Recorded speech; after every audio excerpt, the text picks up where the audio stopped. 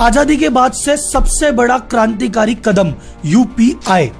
नाम याद रखना, ये वो टैग है जिससे अमेरिका बुरी तरह डरा हुआ है। ये वो टैग है जिसकी वजह से भारत का फाइनेंशियल वर्ल्ड में डंका बजने वाला है। हमारे डिजिटल इंडिया का ये इनिशिएटिव किस प्रकार से वीजा और मास्टर कार्ड जैसी कंपनी को भी टक्कर दे रहा है। यूपीआई आखिर है क्या, किसने बनाया, क्यों बनाया, इसकी वजह से क्यों भारत का नाम हो रहा है यूपीआई। अमेरिका डर क्यों रहा है, वीजा मास्टर कार्ड की हालत क्यों खराब हो रही है, जानेंगे इस वीडियो में आम आदमी की आम भाषा में, क्योंकि ये चैनल आम आदमी के लिए है। बिजनेस और फाइनेंस, इकोनॉमिक्स, इन सभी चीजों में इंटरेस्ट है तो चैनल को सब्सक्राइब कर लेना, क्योंकि बहुत सारा माल पड़ा हुआ है भाई लोग।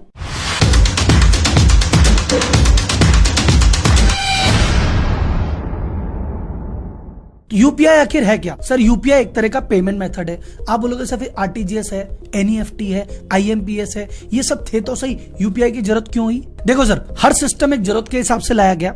सबसे पहले आरबीआई सन 2000 में लाया कि जिस भी व्यक्ति को 2 लाख से ऊपर का ट्रांजैक्शन करना है, उसको ट्रांसफर करना है इमीडिएटली, उसके लिए लेके आया आरटीजीएस। लेकिन फिर लोगों ने कहा सर 2 लाख से कम नीचे करना है, उसका क्या करें? तो आरबीआई ने कहा इनका भी कुछ करना पड़ेगा, तो उनके लिए लेके आया एनईएफटी कि 2 लाख से कम का पेमेंट करना है तो कर दो। लेकिन अब 2 लाख से कम का पेमेंट कोई 10,000 कर रहा है, कोई 5,000 कर रहा है, तो भैया क्या करें? तो उन्होंने कहा एक काम करो, हम है ना इसको 30-30 मिनट के बैच में करेंगे, तो 2 लाख से नीचे का पेमेंट होगा, लेकिन एक बार में डायरेक्ट नहीं होगा, 30 मिनट का वेट करना पड़ेगा। लेकिन फिर जनता की मांग उठी कि सर 2 लाख से कम भी करना है, आधा घंटा वेट भी नहीं करना, जल्दी से करना है। तो यार आरबीआई बोली भाई कुछ तो करना पड़ेगा। तो आरबीआई ने 2008 में एक अलग से ऑर्गेनाइजेशन बनाया था, NPCI, national payment council of India. तो उन्होंने कहा कि भैया कुछ करो। तो उन्होंने कहा यार मैं 2010 में एक प्लेटफॉर्म लॉन्च किया, आईएमपीएस। उन्होंने कहा जो मोबाइल में इनकी सिम है इसको बना लेंगे बेस, इसके बेसिस पे ये लोग ट्रांसफर कर सकते हैं। तो आईएमपीएस आने के बाद से आप अपने मोबाइल की मदद से तुरंत 2 लाख से नीचे का ट्रांजैक्शन कर सकते हैं और फटाफट कर सकते हैं। तो आप बोले सर जब सारी सुविधा हो गई तो फिर क्या जरूरत? सर इसमें लिमिटेशन थी। एक, आप मर्चेंट को पेमेंट नहीं कर सकते थे। इस तरह का पेमेंट तो कर रहे हो जैसे अभी करते हो 10 रुपए का, 20 रुपए का, 50 रुपए का, वो तो नहीं कर सकते थे, स्कैनिंग वाली सुविधा तो थी नहीं। दूसरा, ये सब करने से पहले बेनिफिशियरी भी ऐड करना पड़ता है, उसमें आधे 1 घंटे का टाइम लग जाता है। तो बोले फिर कोई ऐसी चीज होनी चाहिए जिसमें बेनिफिशियरी की भी जरूरत नहीं हो और ये जो मर्चेंट है दुकान पे, किराने पे, कपड़े, जूते, इनका सबका पेमेंट करने की व्यवस्था हो जाए। तो यही जो एनपीसीआई बना था 2008 में, जिसने आईएमपीएस का, इसने आईएमपीएस का ही अपग्रेडेड वर्जन लॉन्च किया, जिसको हम जानते हैं यूपीआई के नाम से। इसको ब्रेन चाइल्ड माना जाता है कि इसको रघुराम राजन और दिलीप आस्पे करके दोनों का ब्रेन चाइल्ड है, इन्होंने मिलकर लॉन्च किया था। इसमें अलग क्या है? इसमें अलग यह है कि इसमें आईएमपीएस का अपग्रेडेड वर्जन है, सारी चीजें वही है, लेकिन इसमें इन्होंने कह दिया एक वर्चुअल आईडी बना दी, जिसको तुम्हारी यूपीआई आईडी कहते हो। उस आईडी के माध्यम से तुम किसी भी व्यक्ति को तुरंत पेमेंट कर सकते हो, 24/7 कर सकते हो, कोई चार्ज नहीं लगेगा, और मर्चेंट बैंकर किसी को 10 रुपए का, जब 5 रुपए का आराम से कर सकते हो। अब सर यूपीआई कब लॉन्च हुआ? 2016 में, और 2022 में तो ताबड़तोड़ है। इंडिया डिजिटल पेमेंट के मामले में वर्ल्ड में नंबर 1 हो गया, महीने में 100 बिलियन से ज्यादा के ट्रांजैक्शन करने लग गया। ये कैसे पॉसिबल हुआ? यूपीआई की वजह से। और यूपीआई इतना पॉपुलर क्यों हुआ? क्योंकि देखो पहली बार 24/7 चलता था, फटाफट पेमेंट करता था, पैसे लग नहीं रहे थे। इसमें फीचर था इंटर ऑपरेटेबिलिटी। ये क्या होता है साहब? आपके पास अगर पेटीएम है तो आप पेटीएम वाले को ही पेमेंट कर सकते थे पहले। अब मान लो आप पेटीएम लेके घूम रहे हो, दुकानदार ने जीपे लगा रखा है, अब क्या करोगे?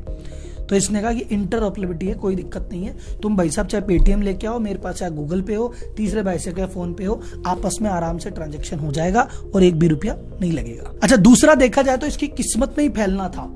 इसके साथ कुछ ऐसी चीजें हुई, कुछ ऐसी घटनाएं हुई जो शायद प्लान नहीं थी, लेकिन इसको बेनिफिट बहुत फटाफट मिला। ये 2016 में लॉन्च हुआ। इसके थोड़ी देर बाद अगस्त 2016 में फोन पे ने इसको कहा कि मैं यूपीआई कनेक्ट कर लेता हूं। सितंबर 2016 में जियो आ गया, जिसने सबके हाथ में इंटरनेट दे दिया, सबके पास इंटरनेट हो गया, इसमें और बूस्ट मिला। नवंबर 16 में सबसे बड़ा बूस्ट, डिमोनेटाइजेशन हो गया, नोटबंदी हो गई, तो भैया अब तो ऑप्शन ही एक रह गया, तो इससे और बूस्ट मिला। तो यूपीआई को फैलाने के लिए गवर्नमेंट ने एक इंटरेस्टिंग चीज क्या की, गवर्नमेंट ने कहा हमारे भरोसे करेंगे, पता नहीं कब फैलेगा नहीं फैलेगा, भाई साहब पूरी ब्यूरोक्रेसी है।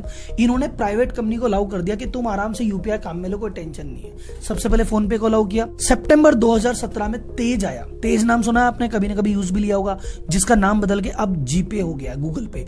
उन्हें गूगल को कहा तुम काम में लो। अब गूगल इतनी बड़ी जायंट कंपनी, दुनिया भर के पैसे, दुनिया भर की मार्केटिंग, खूब दबा के खुल के प्रचार किया, इसलिए यूपीआई फैल गया। नवंबर 17 में पेटीएम बोला मैं भी ले लूं, भाई तू भी ले ले। तो यूपीआई ने क्या किया, सारी कंपनियों को कहा आराम से अलाउ है, काम में लो, काम में लो। तो जब एक पहले तो गवर्नमेंट प्रचार करती, अब ये सारी कंपनियां मिलकर प्रचार कर रही है, यूज करने में आसान है, फ्री और है, तो भाई साहब फैलना ही था। इसके फैलने की सीमाएं देखो कि यूपीआई के डेली 22 करोड़ ट्रांजेक्शन होते हैं और पर मंथ जो इसकी ग्रॉस मार्केट वैल्यू है 10 लाख करोड़ से ज्यादा की है। अब आप बोलोगे राहुल जी चलो यूपीआई हमने लॉन्च किया, हम काम में ले रहे हैं, अमेरिका की बैठे बैठे क्यों चल रही है? इसका कारण सुनो। अमेरिका फाइनेंशियल वर्ल्ड का शुरुआत से किंग रहा है, ये आपको सबको पता है, क्योंकि इसकी करेंसी डॉलर है जिसका दबदबा है। अच्छा, कई टेक्नोलॉजियां जैसे स्विफ्ट टेक्नोलॉजी है, ये इसके पास है, इंटरनेशनल पेमेंट करना हो तो भी यही काम में लेता है।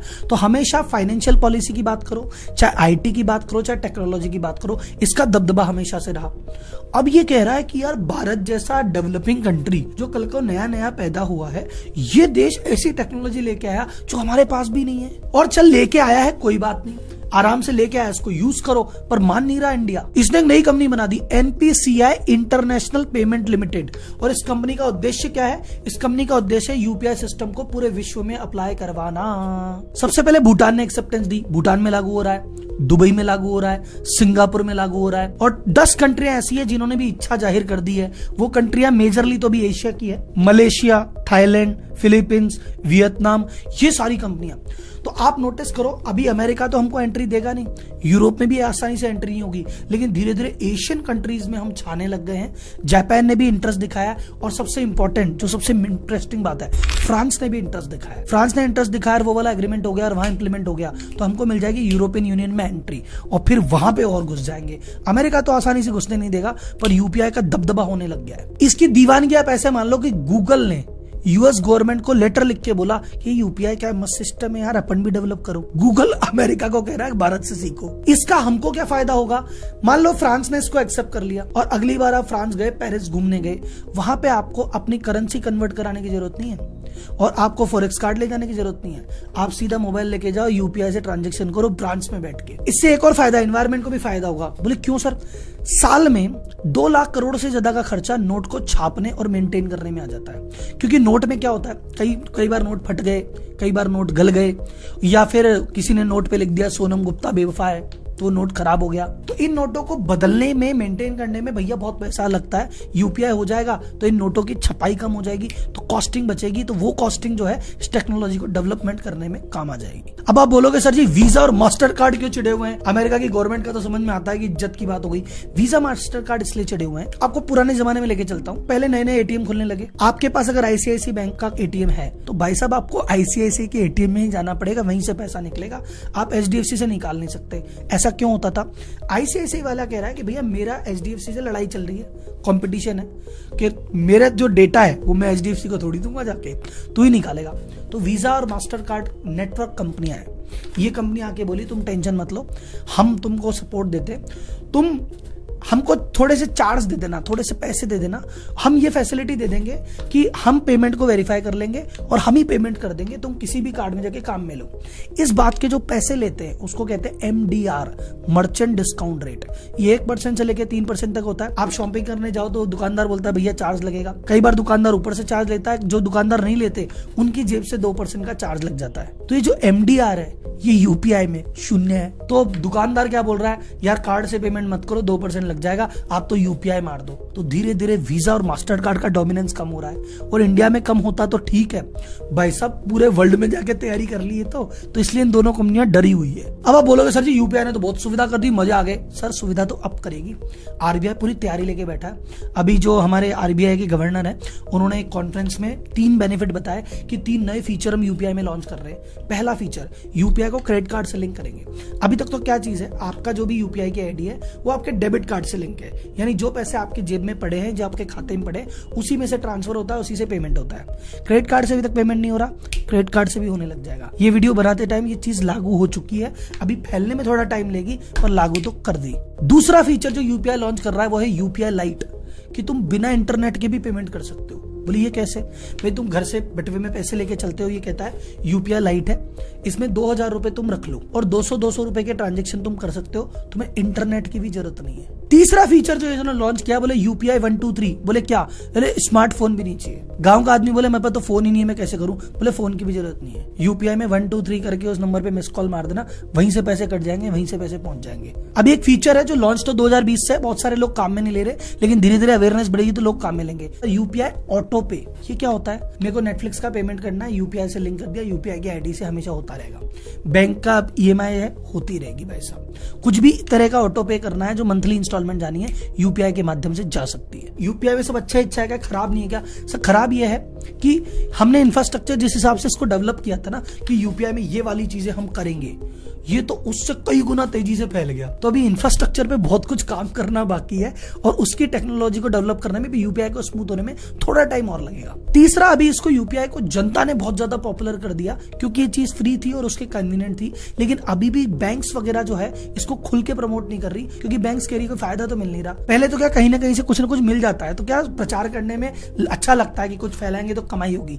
अब बैंक कह रही कमाई वमाई तो हो नहीं रही, 0% एमडीआर है, कुछ मिलता तो है नहीं, तो क्यों करे? तो अभी खुल के प्रमोशन इसका हो नहीं रहा। अगर इस पे छोटा मोटा फीचर कुछ लगा दिया, 10-20 रुपए की कमाई, या गवर्नमेंट ने कुछ जुगाड़ कर दिया, फिर देखना कैसे रॉकेट बनता है। तो ये तो थी यूपीआई की कहानी।